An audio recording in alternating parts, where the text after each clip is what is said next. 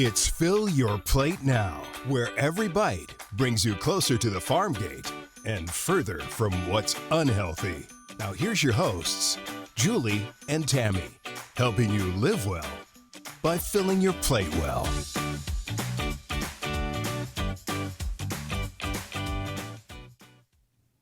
Well, Tammy, we just got done talking about the Mediterranean diet, how it's almost more of a lifestyle than anything in the last episode. Now we're going to talk about the carnivore diet. A completely different type of diet. This will be interesting. Yes, and it's kind of contemporary. It's really gained in popularity. In 2019, an orthopedic surgeon wrote a book, The Carnivore Diet, and then all of a sudden it kind of exploded. And guess why it exploded? Because everybody loves beef. Yes, and we love meat. Yes. But the more interesting aspect of it was Joe Rogan. He tried the diet, and he shared it on his podcast, one of the most popular podcasts around, and voila, now several people, well, not several, multitudes of people are trying it. I even have a neighbor that's trying the carnivore diet. So that's going to be our topic. But we would be remiss if we didn't bring somebody on that really knows a lot about it, and because he's an Arizona rancher, bringing in that Arizona agriculture side of it, we felt like, gosh, and he's also tried the diet, so he can attest to its experiences and why this diet, for him and so many others that have used it, why it's a valuable diet. Little side note, we're not necessarily endorsing any type of diet. We're just looking at some of the things that, are contemporary today, are very popular today. It's fascinating to hear the background on a lot of these diets, right, and how they came to be and who is following them. Right, and it's, even though we call it a contemporary diet because it's gained in popularity thanks to, again, the Joe Rogans of the world, way back in 1850, there was a German writer that decided to try just an exclusively meat diet, and then he was able to write about it. And so while it's contemporary, it does go back some time. But someone that I'm just so excited to be with us is Tim Petersen. He's an Arizona rancher and owner of Arizona Grass-Raised Beef, and it's on the website. It's good. I've tried all of his products, and I love them all. I haven't decided to do the carnivore diet or not, but I just think it's Tim is the person to talk to because he's even tried the diet himself. And I also want to give some props to the Farm Bureau because he is the Yavapai Farm Bureau Vice President. So, Tim, welcome, and thank you for being part of the show. So, as we launch right into this, as we speak about the carnivore diet, tell us a little bit about your business first. Okay, well, the company is Arizona Grass-Raised Beef. We own 5 cattle ranches here in Arizona and a couple small farms. And to kind of I try to put it to people best, we're a grass-fed, grass-finished beef company, and we make food the way great-grandma did on the ranch 120 years ago. So not only are we the only ranching operation in the Western United States that has our own USDA slaughter plant, but we also have a USDA inspected commercial kitchen. And so we try really hard not to let anything on the animal go to waste. So we sell a lot of grass-fed beef direct to consumer through different distributors here in Arizona. And then we also take all of the bones and make bone broth, just the way great-grandma did 120 years ago. We take all of the suet and the carcass fat, and we make tallow. Our tallow business is just exploding. More and more people are learning that beef tallow is a great product to fry in, and we sell a lot of it to lotion companies. They're making lotion out of it. But again, this has all been done in the past. McDonald's Corporation fried all of their French fries in beef tallow up until around the mid-90s. And I think about 6 or 7 major restaurant chains here in the U.S. have recently switched to frying in pure beef tallow. We also make a product called Pasture Pup Dog Treats, which is made from the ground beef and the offal, the kidneys and liver and heart, the organ meats. We make a 6 different types of beef jerky, whole muscle and formed with organic seasoning. Our whole muscle jerky is made with just salt, and that's basically what we do. We're not doing anything nobody's ever done before.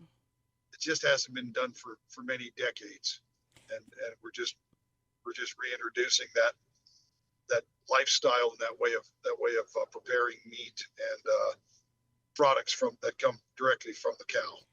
Your beef jerky is absolutely delightful and had a tasty. taste We should test, have. I should have know? gotten and got some. Well, that is fascinating. And tell me, and tell our audience a little bit about what is the difference between grass-fed beef and beef that is not grass-fed? Sure. Well, I mean, there are cattle that are raised in feedlots, and they're fed in a controlled area, a certain ration that's developed by, a corporate veterinarian, and those cattle are in a feedlot. They're confined. They're eating the same diet every day, and that's where the majority of our commodities beef comes from here in the United States of America. Grass-fed, grass-finished is an animal that has never been fed grain. They've been on grass their entire lives, and then there's the difference between a cattle rancher and a cattle farmer. A lot of grass-fed cattle are grown on farms, although they're somewhat free range. They're kind of inside of a pasture, smaller pastures where our cattle roam. Well, our ranches total about 200,000 acres, so they're free-ranging animals that roam freely around God's good earth. And of course, we don't plant any of the grass. Our cattle are exposed to, the sun and the rain and the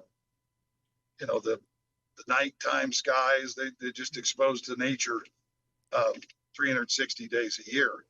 So they're free-range cattle, and they come off of our ranches and a handful of other Arizona ranches that are part of our partner ranching program.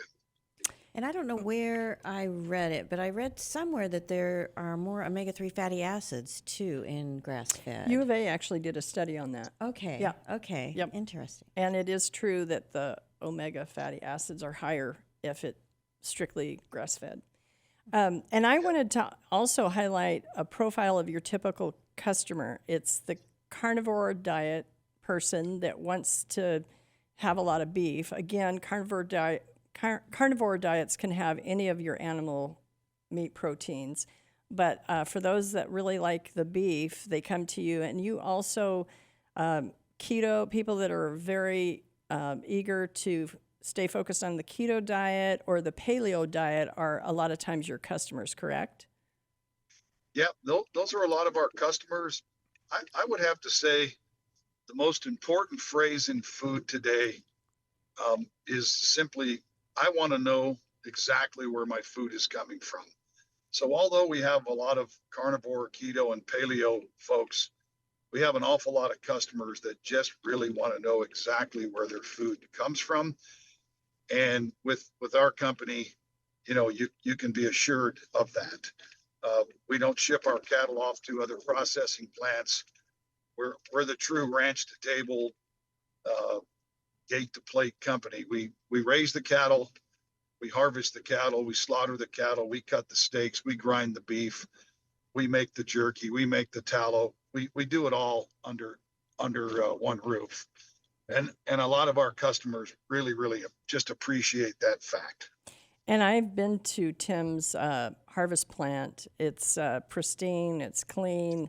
It's, again, to your point, every cattle that you raise, each one of those bovines, you're harvesting and or your cattle rancher partners that you're doing this with. You've also had to expand some of your products lines. Tell us about this. And part of it is this whole popularity of going back to beef tallow instead of some of the seed oils. Well, that's actually the fastest growing segment of what we're doing is tallow right now. Uh, my goodness, I mean, almost every day of my life, I'm getting calls from restaurants that want to fry in tallow, uh, hand cream companies that want to whip essential oils into tallow. Tallow is it's phenomenal for making your skin soft, and there's a lot of information out there on the internet concerning the dangers of seed oils and what they're doing to us. I suggest that people just do their own research. And I'm not a doctor and I'm not an expert. I just know that the market never lies, and there's a huge demand for people to go back to frying in beef tallow and using it in cosmetics. Uh, and so we are expanding. We've just leased another building that's almost 4 times the size of our current kitchen building, and we're expanding into ghee. We make a lot of ghee and we make a lot of beef tallow, and then we're going to be introducing an energy bar that's basically pemmican. Pemmican is an Aboriginal food. It's the reason why the Lewis and Clark expedition was successful. Vikings used it. Native Americans uh, ate this food, for hundreds of years. So pemmican is made from 50% tallow and 50% dehydrated beef jerky. It's shelf stable, and the Native American people lived on it for months and months and months when they couldn't when they couldn't find meat. Well, So when that's online, I want to try that as well. Like I said, I've yeah, tried a lot of your products. Yeah, and I know Julie sure. did mention that this diet's been around since the Ice Age, and probably some of that was due to availability of meats and being able to hunt rather than not being able to find fruits and vegetables. But they also got a lot of exercise back then, and she also mentioned you'd tried the diet. How feasible is it, do you think, for individuals to stay on this diet now? Sure. From what I've learned, and I've been studying this for quite a few years. Our bodies are really inflamed, and a lot of the inflammation in our bodies comes from just eating too many carbohydrates, complex carbohydrates, too many sugars. Our body's just having a hard time processing all those carbohydrates, and uh, so I went out and got my blood work done and took a look at my cholesterol levels and all the pertinent levels that doctors are paying attention to. And I went on this carnivore diet for about 8 months.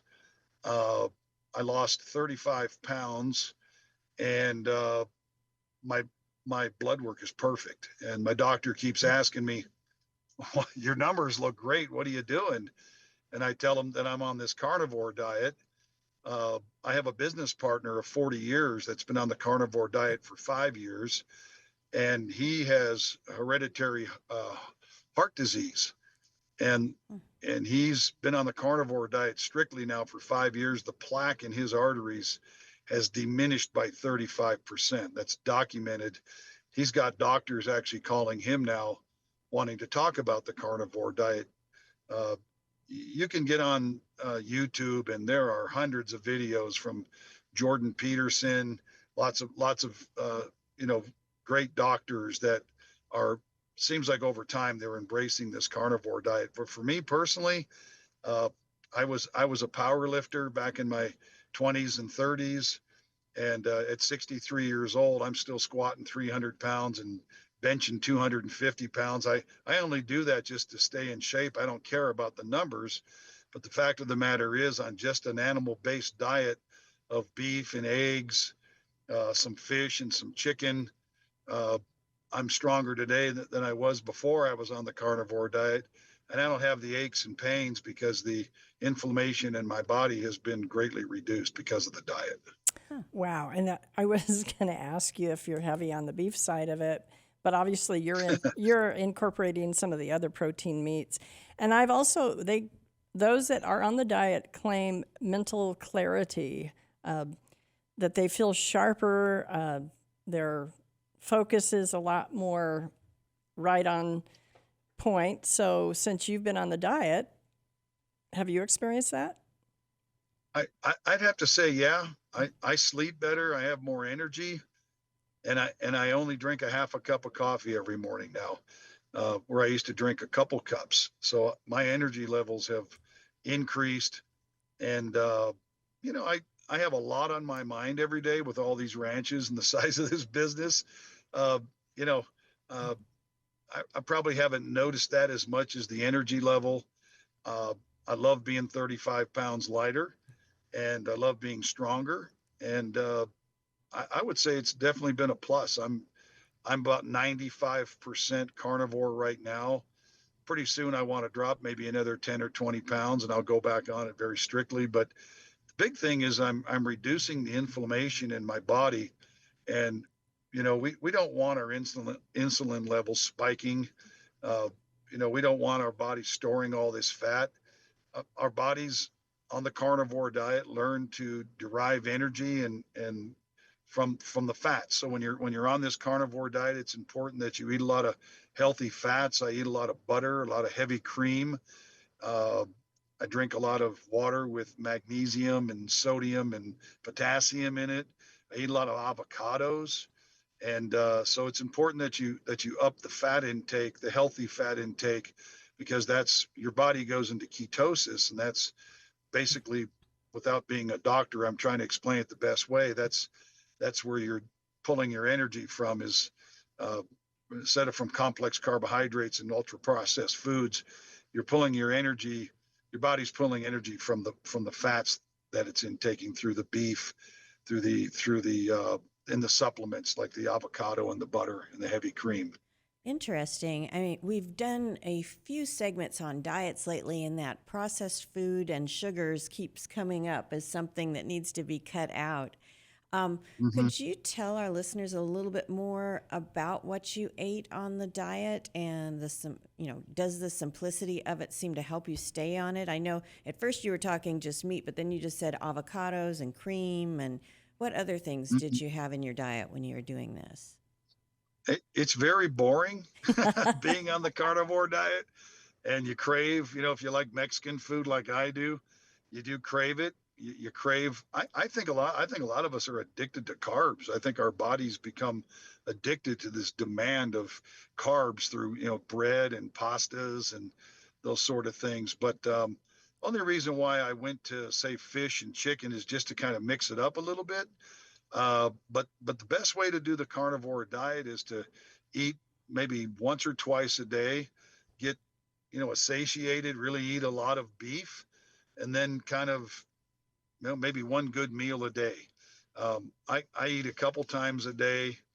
Uh, I take a multivitamin, but I'm not an expert. I'm not a doctor. I can just tell you that I love beef, and I am hard pressed convinced that beef is a superfood, especially after doing this for 8.5 months and losing 35 pounds, being stronger, having better blood work, uh, and having the clarity, better sleep. Uh, you'd never convince me that beef is not a superfood.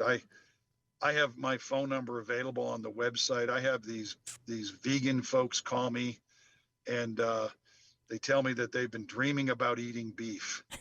And I'm like, well, maybe you better eat some. Maybe you better eat some beef. So, And oh, yeah, that's so that's funny. So you mentioned butter and cream and avocados. Any vegetables or other dairy like cheese or eggs? Did you include very that? little cheese, lots of eggs. Hmm. Every morning I eat eggs. I eat a lot of bacon. I eat bacon and eggs almost every morning, Hmm. but that's it, bacon and eggs. And then I put heavy cream in my coffee. Like I said, I drink a lot of water with a magnesium, potassium, and sodium uh, additive in the water.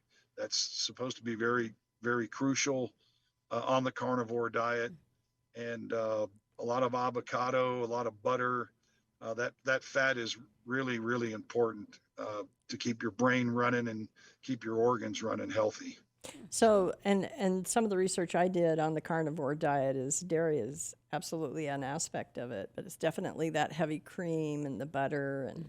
And I would imagine that fat. yogurt, as long as there's not any, maybe the Greek yogurt without out any sugar added, but just the heavy fats, so that we More of can a focus on keto, that. yeah. More of a keto. And so, I have to ask the question: have you converted any of your veggie friend or vegan friends that said, "I'm dreaming of meat"? Have you converted anybody since you said They're that? not really my friends. They're just people that call from the website, Oh, how and funny! they want to eat really clean, healthy beef. They want to know where it's coming from.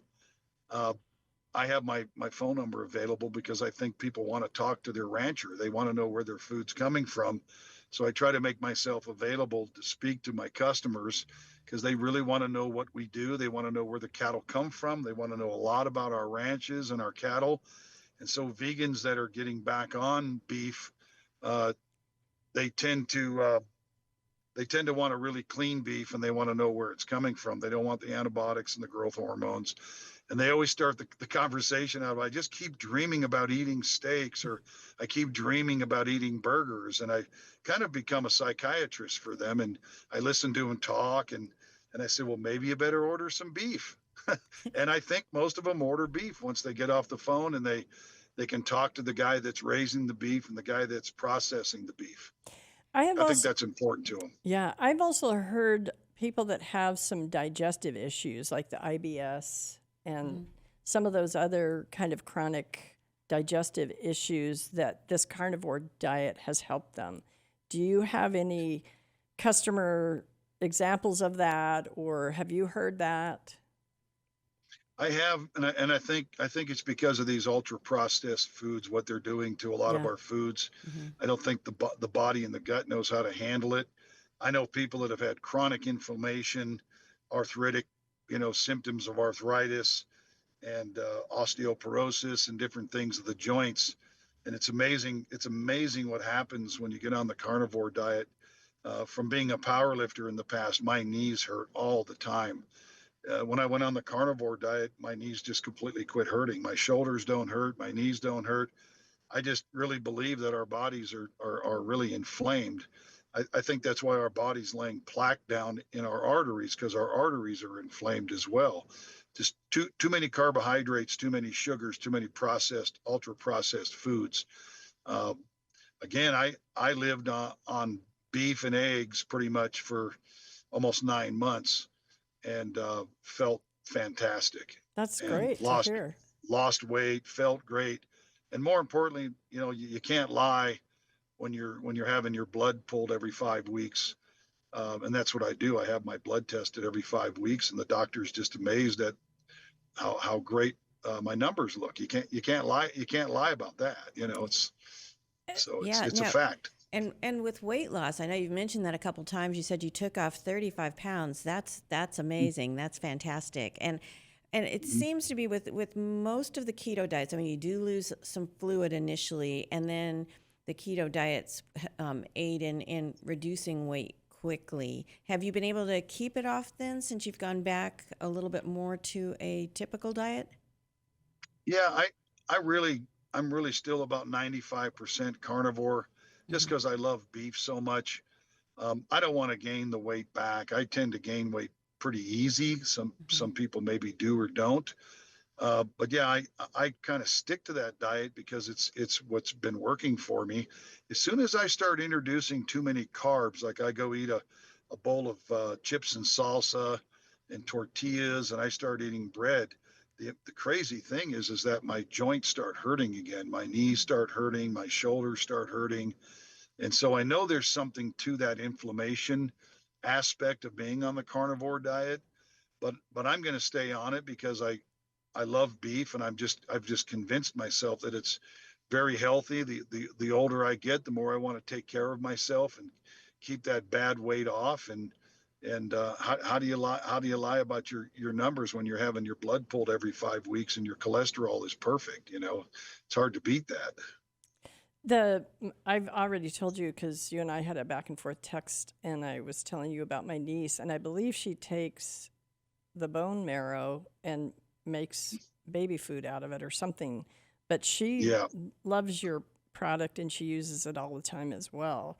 So it's covering all age ranges. She's young, and obviously she's got a little boy that's only 11 months old. soon to be a year old, and she's Mm-hmm. real adamant about it. They live in California, so proof of the pudding. If anybody's interested, Arizona Grass Raised Beef Company, just Google that and you'll find his website. But athletes, and you kind of had that in your past. You were a bodybuilder. I also hear that athletes are swearing by this. Yeah, we sell our beef to the Arizona Cardinals, if it's okay to say that. Uh, Oh, we have a lot of professional athletes that contact us. We have a lot of heart doctors that recommend our bone broth to their patients, nutrient dense bone broth. So, uh, I mean, at 63 years old, I mean, I'm lifting some pretty heavy weights for a 63-year-old fart, and good for me. It's just me keeping myself in a semblance of shape. Uh, but once you start a lifestyle and it's proven that lifting weights and exercising is great for our skeletal system. I think I heard our body, 40% of our body is muscle.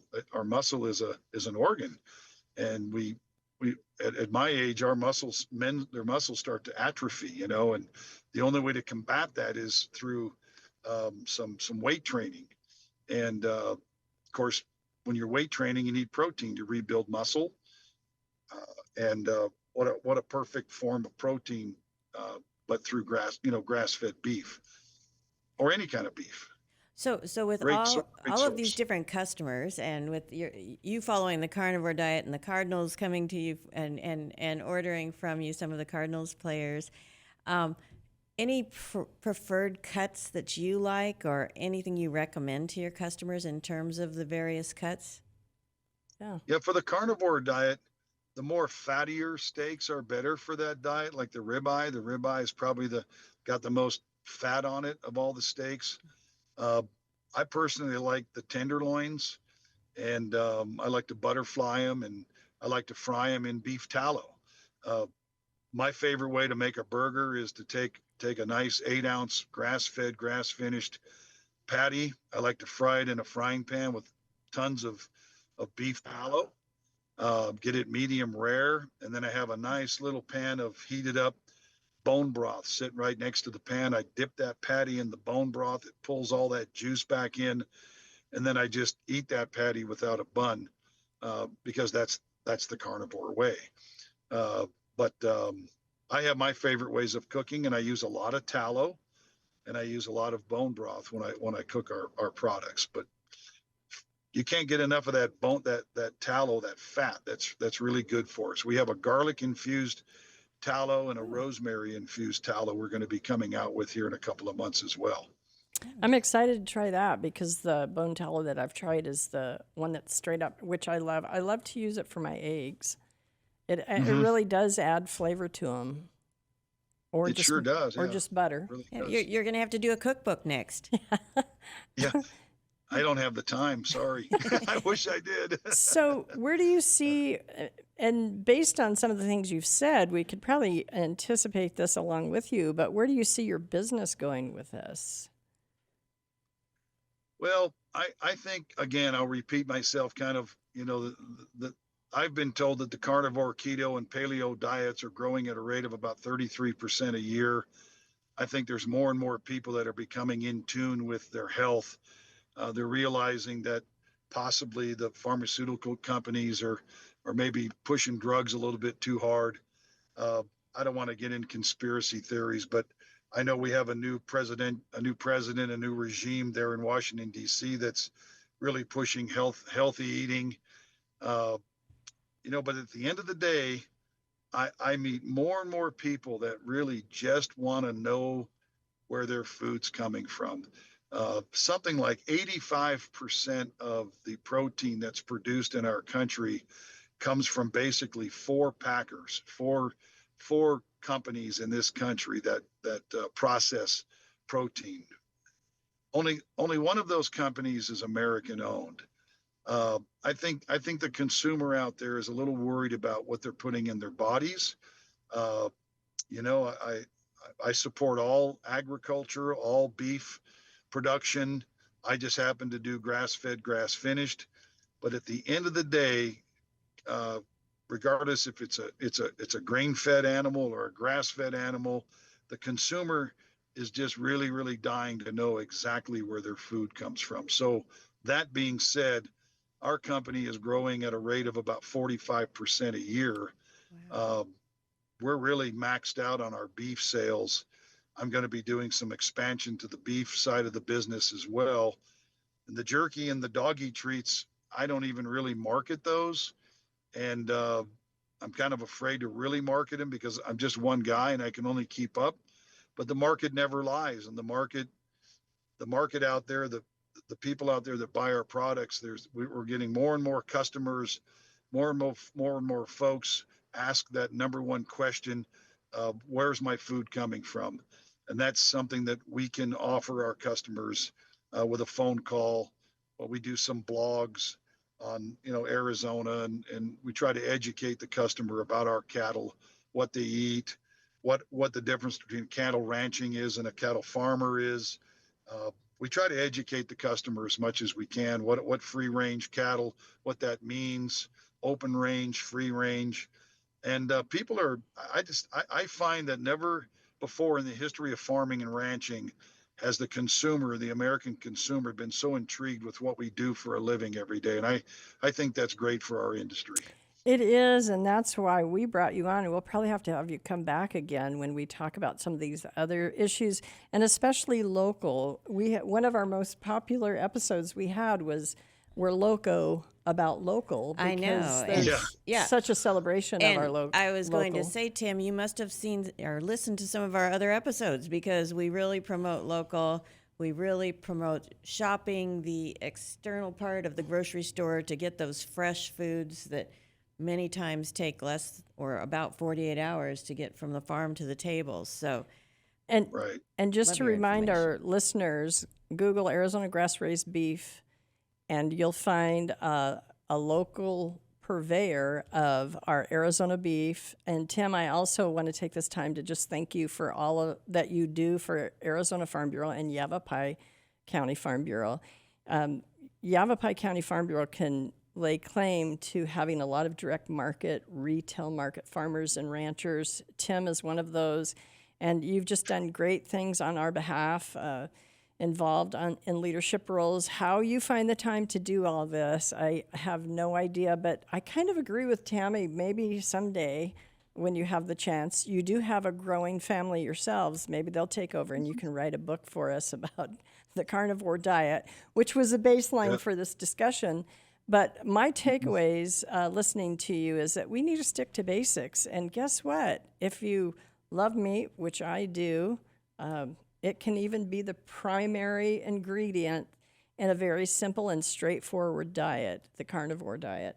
well, and what I take away is that we've just got so much great agriculture, ranching, farming here in Arizona. We're incredibly fortunate because it's very nutrient dense. We can get almost any product we need locally, and it was really great to hear more about what you're doing, Tim, and have you join us today. And thanks again. Thanks for having me. Watch for the next episode. This one's going to be fun for everybody to see. Take care. Thank you.